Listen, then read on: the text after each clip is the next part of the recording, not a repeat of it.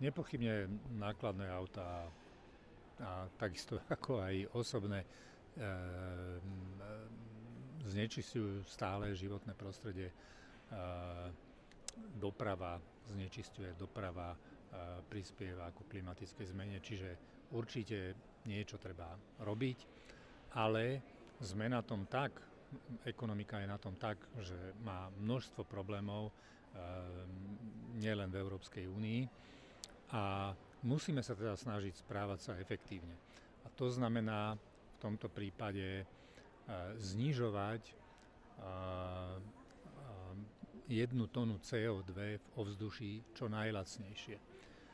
A existujú štúdie, ktoré hovoria, že lacnejšie než plošné sprísňovanie noriem je predraženie toho, že niektoré technológie, napríklad nákladné autá, vypúšťajú do ovzdušia veľa CO2.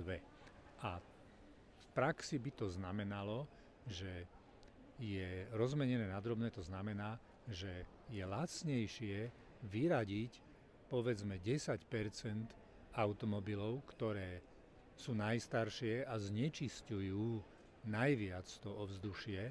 To je pre ekonomiku lacnejšie, než plošne zvýšiť normy pre všetky autá.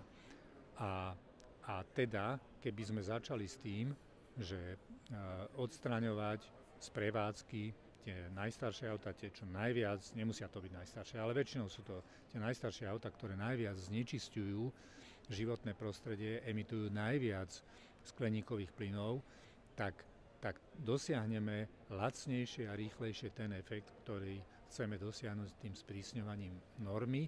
A to by znamenalo, že celý ten boj proti klimatickej zmene nebude pre spoločnosť taký drahý, aký je dnes. A keďže je drahý, tak sa ľudia búria a tým pádom aj sa spomaluje celý ten proces.